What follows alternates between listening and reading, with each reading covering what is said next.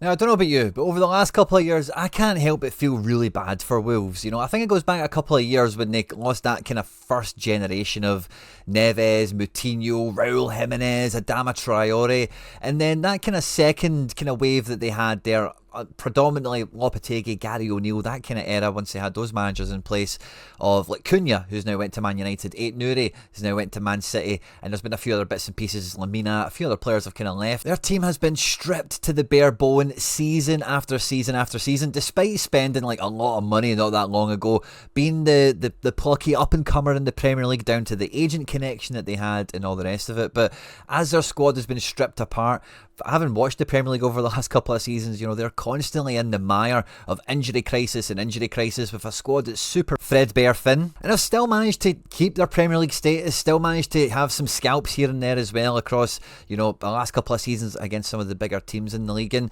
it feels like the current manager has really got the whole place unified again. There's a bit more of a kind of uplifting kind of spirit around Wolves when they finished last season.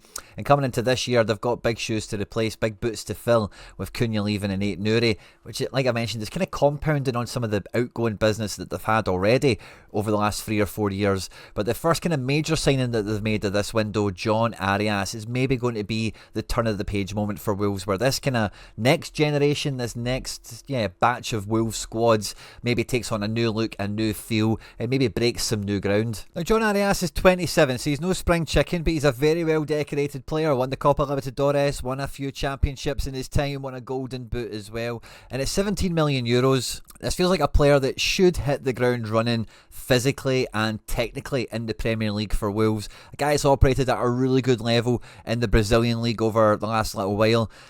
A regular goal contributor, helping Flamengo get into the Club World Cup, for this season certainly, getting all the way to the final before eventually playing Chelsea. So a guy that's kind of operated at the top end of a big league at a big club under a lot of pressure and won some medals. Predominantly used as like a right mid or right winger in a sort of 4-2-3-1 or a 4-3-3 shape. I'm seeing a lot of Wolves fans already really excited that this could be the kind of number 10 replacement that they've never really had for João Moutinho. Jean-Rick Bellegarde kind of tried this in little spells, and there's been a few Pablo Sarabias, there's been a few guys that are meant to come into this team to be the maverick, to be the playmaker, to be the difference maker, and haven't really quite done it. I was a big fan of Matheus Cunha. I thought he was a bit of a one-man army at times for Wales before it all kind of went to his head a little bit.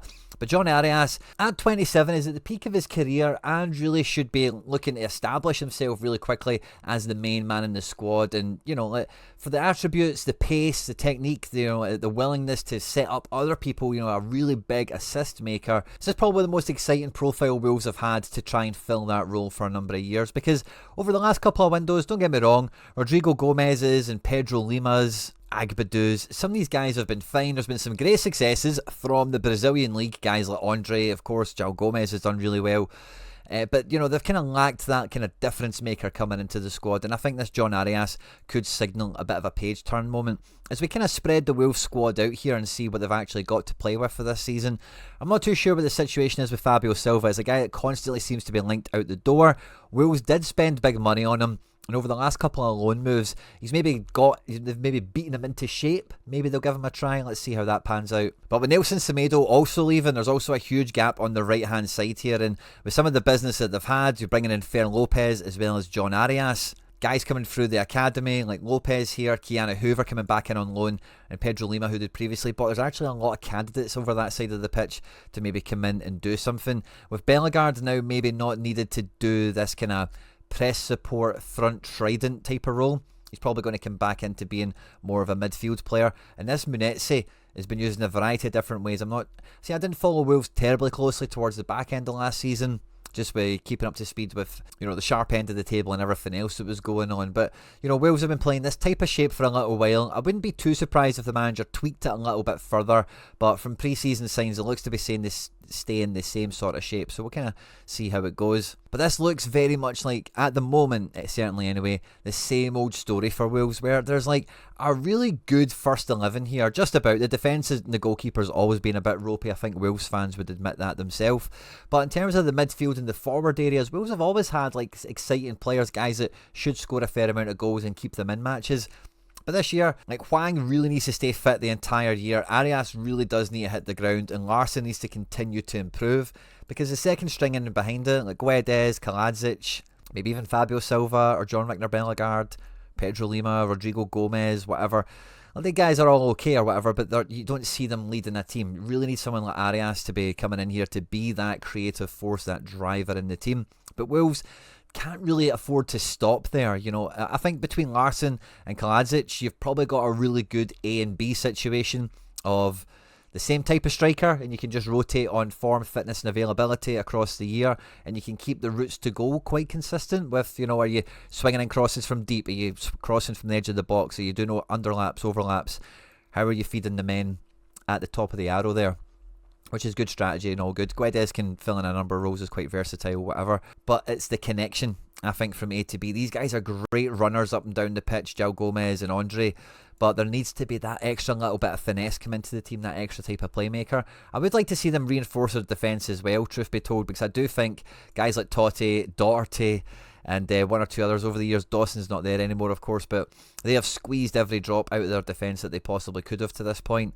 and I think, you know, the defence really needs a bit of upgrading as well. But you don't sign a guy like Arias to be the only replacement, but especially the amount of money that Wolves have been bringing in. Now, over the last 3 summers, Wolves have made 120 million net from all their transfer activity. If you open that field of vision a little bit more to the last 4 years, it actually just about breaks even, and it kind of stays the same even when you open that up to being like a 5-year window. So I don't think they've got any major FFP, like real restrictions on top of them. I'd be very surprised if that was the case, and it feels like, if anything, like the back end of Lopetegui, Gary O'Neill, feels like there was a lot of penance paid by Wolves for their FFP, you know, restrictions or whatever over the last 2 seasons or so. So I would very much hope, with now Semedo, Ait-Nouri, Cunha, to name a few, that are now off the books, Wolves should have a lot of room to navigate the transfer window this summer, really reinforce their squad with, like, this squad has got plenty of athleticism, it's got plenty of power, it's got plenty of pace, it's got plenty of defensive nous as well, it's got a really good squad ethic around it. A lot of this squad has been together now for a season, 2 seasons, 3 seasons, depending on who you're thinking about. And with how competitive the rest of the league has been made, you know, you just need to look at the Premier League last season. It was really a fantastic example of really like what resources and what nous, what intel and strategy and planning can really do to bridge the gap. Because let's call a spade a spade. All the Premier League teams have got money. Money is not really a factor anymore. It is all about how clever you are, how cute you are, the connections you maybe have in the market.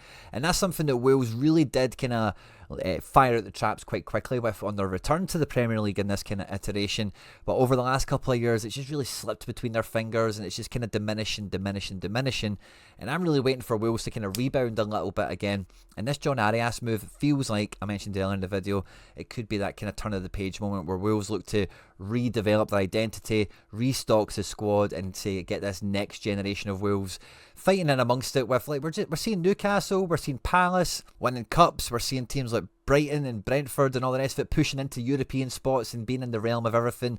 Tottenham winning the Europa League. All sorts of crazy stuff is happening in the Premier League kind of sphere of football these days. And for the talent and the money Wolves have been spending, you might even say over the last like 8 years or whatever it's been, they are really far back the pecking order for where they probably should be at the moment for the early progress that they made. So like I say, I don't know if I'd say I've got a soft spot for Wolves or whatever, but I definitely am always interested in them. I always think they've got interesting players, and I think they're one of the few teams that, you know, that argument you hear, it's like, oh, the team that finishes mid-table in the Premier League would win Serie A or whatever, right? Which is obviously a nonsense statement at blanket. But Wales is one of the squads that in years gone by, certainly not this year, but in years gone by, you could have looked at the Wales squad and said, you know what, you put that into La Liga, it's probably top 4, Bundesliga, Serie A, etc. Whereas in the Prem, it would struggle around the mid-table mark. So I always kind of like them for that. They always recruit exciting players, interesting players, good managers as well. But it's just never really kind of all came together. And again, I'm sure the Wolves fans in the comment section will be more than happy to fill in any gaps, drop some intel, drop some alpha on us, fill in the gaps. But now that they've signed Jhon Arias, we'll be keeping our eye on them for the rest of the transfer windows we get set for the 25-26 Premier League season here on the Quinny FC channel. If you did enjoy this video, please do hit the subscribe button for more content like this. Hit the like button as well, of course, be very much appreciated. Get into the comment section if you feel obliged to do so. On screen are now some other stuff that we've made that YouTube thinks you might enjoy. Stay out of trouble, and I'll catch you on the next one.